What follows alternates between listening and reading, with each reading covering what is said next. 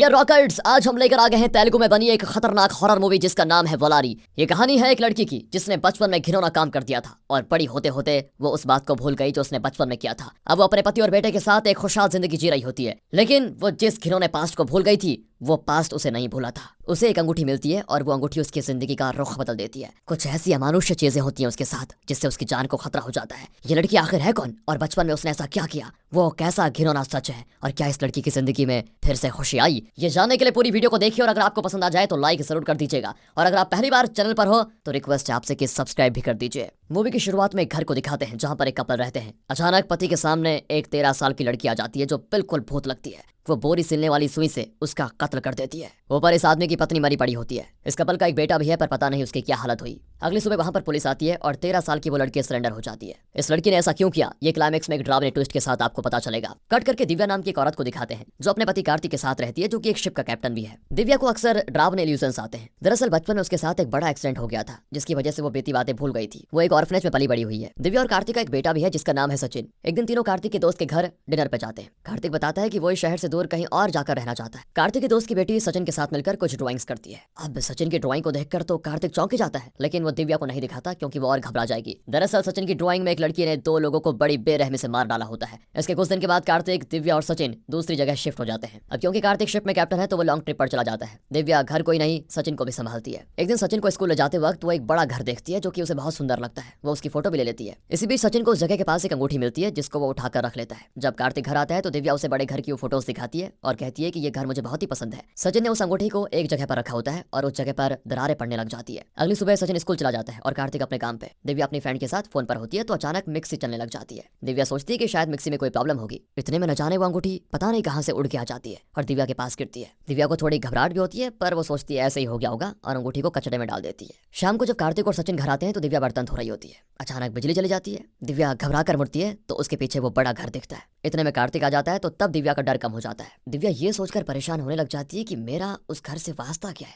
और मुझे वो घर दिख क्यों रहा है। डिनर करते वक्त दिव्या को उसकी फ्रेंड का वॉइस मैसेज आता है कि तुमने अपने व्हाट्सएप स्टेटस में जो बड़ा घर डाल रखा है ना, क्या तुम इसको खरीदने वाली हो? दिव्या चौंक कर अपना स्टेटस देखती है क्योंकि उसने तो अपना स्टेटस चेंज ही नहीं किया था। उसे लगता है कि शायद ये सचिन की शैतानी होगी। इतने में सचिन को हिचकी आती है तो दिव्या पानी लेने के लिए जाती है। तब दिव्या का फोन रिंग करता है और सचिन उसे उठाकर कान में रखता है। वो डर जाता है क्योंकि एक डरावनी आवाज आ रही होती है। कुछ ही देर में उस बड़े घर की फोटोज अपने आप ही मोबाइल का वॉलपेपर बन जाती है। अब अगले दिन दिव्या ऑटो में सचिन के स्कूल जाती है। वो ऑटो से उतरती है तो ड्राइवर कहता है कि मैडम ये बड़ी सुई आपकी है क्या? ऑटो में गिर गई थी। वो भी कह देती है हाँ मेरी है। कहकर वो बोरी सिलने वाली उस बड़ी सुई को उठाकर अपने बैग में रख लेती है। दोस्तों ये वही सुई है जिसे हमने मूवी की शुरुआत में देखा था, जिससे उस लड़की ने एक आदमी को मार डाला था, याद है ना आपको? पर सवाल यह है कि ये दिव्या के पास कैसे आई। खैर ये तो बाद में पता चलेगा। अब दिव्या के फोन का स्क्रीन खराब हो जाता है तो वो एक मोबाइल रिपेयर शॉप में जाकर उसे ठीक करवाती है। फिर दिव्या उस एरिया के रजिस्टर ऑफिस जाकर एक स्टाफ को 500 रुपए देती है और उससे बड़े घर की डिटेल्स ले लेती है। तब कार्तिक कॉल करके पूछता है कि अरे 4 बज गए हैं, तुम सचिन को स्कूल से लाई नहीं किया अभी तक? अब दिव्या को याद आता है कि मैं तो सचिन को पिकअप करना भूल ही गई। वो तुरंत एक ऑटो में स्कूल के लिए निकल जाती है। रास्ते में उसे ऐसा इल्यूजन होता है कि सचिन उसके पास बैठा हुआ है और एक हाथ आकर दिव्या को टच करता है।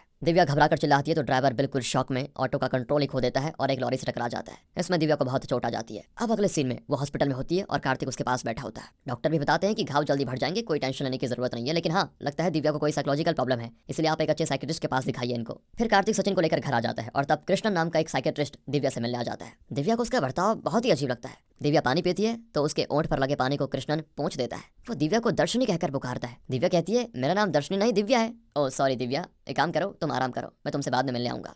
अब यहाँ पर कार्तिक परेशान है कि दिव्या के मन में क्या है जो वो अक्सर इस तरह का शॉक हो जाती है। वो दिव्या के फोन पर उस बड़े घर की कई फोटोज को देख सोचता है वो अगर मैंने वो घर रेंट पे ले लिया और दिव्या को वहाँ पर ले गया तो शायद उसकी मानसिक स्थिति बेहतर हो जाएगी। ये सोचकर वो उस घर के ओनर के पास जाता है जिसका नाम मुर्गन होता है। पर वो कहता है कि सर आप शायद उस घर के बारे में नहीं जानते, इसलिए ऐसी बचकानी बातें कर रहे हैं। कार्तिक कहता है देखिए मैं तो अलग किस्म का इंसान हूँ, मुझे भूत प्रेत में कोई विश्वास नहीं है, ये सब इंसानों की बनाई बातें हैं और कुछ भी नहीं। आप एक काम करिए कैसे भी करके मुझे वो घर रेंट पे दे दीजिए। मुर्गन को और क्या चाहिए था, वो भी मान जाता है पर पूछता है कि आपकी वाइफ का नाम क्या है। और जब कार्तिक दिव्या बताता है तो वहाँ नारियल छिलने वाला आदमी अपने हाथ ही काट देता है। Oh my God. यहाँ कृष्णन फिर से दिव्या से मिलता है और पूछता है ये बड़ी सुई आपके पास आई कैसे? दिव्या कहती है मुझे नहीं पता, ऑटो ड्राइवर ने मुझे दिया और मैंने रख लिया, ये मेरी नहीं है वैसे। कृष्णन बताता है कि यही तो आपकी प्रॉब्लम है, जो आपकी नहीं है उसे आप अपनी चीज समझकर फालतू में ही तनाव में पड़ जाती है। मन को साफ रखने की कोशिश कीजिए। कृष्णन उसे कई काउंसलिंग सेशंस भी देता है जिससे उसकी हालत थोड़ा सुधर भी जाती है। कुछ ही दिनों में दिव्या के घाव पूरी तरह से भर जाते हैं और उसे घर भेज दिया जाता है। अब ये परिवार उस नए घर में रहने लग जाता है जिसे दिव्या ने पसंद किया था। और सच में यार ये घर किसी भूत बंगले से कम नहीं लगता। हर तरफ मकड़ी के जाल, ये डरावनी चीजें। पर दिव्या को तो इस घर से प्यार था, वो बड़े चाव से इस घर की साफ सफाई में लग जाती है। जाती है। वहाँ पर कुछ फोटोज होती है। दिव्या एक बूढ़ी की फोटो को साफ कर रही होती है तो उसे लगता है कि वो बूढ़ी उसके पीछे खड़ी है, लेकिन असल में वहाँ कोई नहीं होता। फिर वो घर की जरूरत की चीजें खरीद कर सब कुछ सेट कर देती है। अब दिव्या बाथरूम में नहा रही होती है तो उसे लगता है कि कोई उसे बाथटब में दबा रहा है। दिव्या बहुत डर जाती है, लेकिन तब तक कार्तिक आकर उसे शांत करता है। उस रात दिव्या जब बाथरूम जाती है तो कोई दरवाजे पर पीटता भी है। दिव्या घबराकर दरवाजा खोलती है कि शायद कार्तिक होगा, पर कार्तिक तो गहरी नींद में है। दिव्या भी डरकर कार्तिक से चिपक कर सो जाती है। अब अगले दिन गांव में एक मेला लगा होता है। दिव्या मार्केट जाती है तो वहाँ के दुकानदार दिव्या को देखकर पता नहीं क्यों चौंक जाते हैं और कहते हैं तुम वापस कैसे आई। दिव्या कृष्णा की एक मूर्ति खरीदती है जिसे दुकानदार एक न्यूज़पेपर में लपेट कर देता है। फिर दिव्या उस पुराने न्यूज़पेपर में छपे न्यूज़ को पढ़कर पूरी तरह चौंक जाती है, क्योंकि एक 13 साल की लड़की ने एक बड़ी सुई से अपने पेरेंट्स को मार डाला था। अब ये देखकर दिव्या की धड़कन रुक जाती है। वो घबराकर कृष्णन को कॉल करती है जो किसी मेले में होता है, पर वो झूठ कहता है कि मैं तो हॉस्पिटल में हूँ। अब दिव्या के मन में कई सवाल उठ जाते हैं। उसके बाद रात भर दिव्या सो नहीं पाती क्योंकि उसे बुरे सपने आते रहते हैं। एक दिन हॉल से कुछ आवाजें आती हैं तो वो जाकर देखती है। हॉल के कोने में सचिन खड़ा होता है। दिव्या उसे जबरदस्ती खींचकर कमरे की ओर लेकर जाती है तो वो कहता है तुम्हारा बेटा कमरे में, मैं तुम्हारा बेटा नहीं हूँ। ये कहकर वो अपने हाथ छुड़ाकर भाग जाता है। दिव्या फिर शॉक होकर कमरे में जाकर देखती है तो उसका बेटा सचिन वहीं सो रहा होता है। पता नहीं क्या हो रहा है, पर दिव्या का सर चकराने लग जाता है कि क्या है ये। अगले दिन वो रजिस्ट्रार ऑफिस जाकर इस घर के डॉक्यूमेंट्स को ले लेती है, जिससे दिव्या को पता चलता है कि इस घर में 2 लोगों का कत्ल हुआ है और उसमें से एक की शक्ल हूबहू साइकेट्रिस्ट कृष्णन जैसी दिखती है। दिव्या बिल्कुल कांप उठती है। जब कार्तिक घर आता है तो वो उसे पूरी बात बताती है और पूछती है वो साइकेट्रिस्ट आखिर है कौन। तुम्हारे कहने पर मैंने उसे ट्रीटमेंट ली थी, बताओ कौन है वो। पता नहीं मुझे उस आदमी पर गड़बड़ क्यों लग रही है कुछ। कार्तिक तुरंत हॉस्पिटल कॉल करता है तो वो बताते हैं कि हमने आपकी वाइफ के लिए कोई साइकेट्रिस्ट अरेंज किया ही नहीं था। कार्तिक समझ नहीं पाता कि दिव्या को जो साइकेट्रिस्ट काउंसलिंग कर रहा था वो है कौन या फिर वो था कौन। इस राज को जानने के लिए वो घर के ओनर मुर्गन के पास जाते हैं। दिव्या को देखते ही मुर्गन बिल्कुल हैरान रह जाता है और कहता है बेटी तुम बिल्कुल अपनी माँ पर गई हो।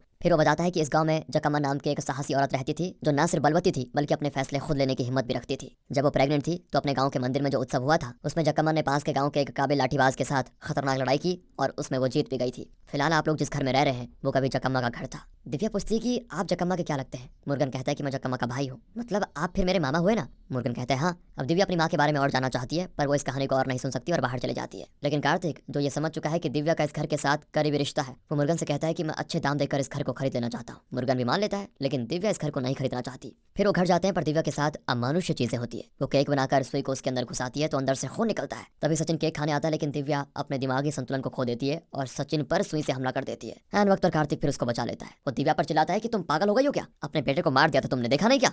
तब दिव्या को होश आता है और वो बहुत रोती है कि पता नहीं मैं क्या करने जा रही थी, मैं अपने कंट्रोल में नहीं थी। तब डर के मारे सचिन को दौरा पड़ जाता है और वो गिर पड़ता है। कार्तिक उसे उठाकर हॉस्पिटल लेकर जाता है। दिव्या भी उसके पीछे पीछे जाती है, लेकिन पता नहीं कैसे वो घर से बाहर ही नहीं निकल पाती क्योंकि दरवाजा अचानक बंद हो जाता है। कार्तिक वापस आकर दरवाजा खोलता है, लेकिन इस बार भी दिव्या बाहर नहीं निकल पाती और दरवाजा अचानक फिर बंद हो जाता है। दिव्या भी अंदर से कहती है कि मेरी चिंता छोड़ो, पहले सचिन को हॉस्पिटल लेकर जाओ। और फिर कोई रास्ता न पाकर कार्तिक सचिन को लेकर हॉस्पिटल चला जाता है। यहाँ दिव्या बेबस होकर चिल्लाती है कि कौन हो तुम, मुझसे चाहते क्या हो। तब दिव्या के सामने एक खतरनाक सच खुलता है। दरअसल दिव्या का असली नाम दर्शनी है। जो आदमी दिव्या का साइकेट्रिस्ट था यानी कृष्णन, वो दिव्या का पिता था और दिव्या की माँ थी जकम्मा। दर्शनी का एक छोटा भाई था जिसका नाम था जनार्दन। इनका खुशहाल परिवार इसी घर में रहता था। ऐसे में एक दिन दर्शनी सयानी हो जाती है, जिसके लिए कृष्णन और जकम्मा एक रस्म करना चाहते हैं। वो कृष्णन के माता पिता को इसका इन्विटेशन देने जाते हैं और घर पर उस दिन दर्शनी और जनार्दन अकेले होते हैं। अब क्योंकि दर्शनी बड़ी हो गई थी तो उसे एक अलग जगह पर बैठाया जाता है। वो जनार्दन से कहते हैं कि तुम दीदी के पास ही रहना, उसे अकेला मत छोड़ना, ठीक है। पर जनार्दन को ऊपर के कमरे में रखा हुआ एक इंडियन मेड लॉकर बड़ा इंटरेस्टिंग लगा था। वो हमेशा उसे खोलने की कोशिश करता रहता था, लेकिन इस लॉकर की 3 चाबियां हैं जिसके बिना इसको खोला नहीं जा सकता।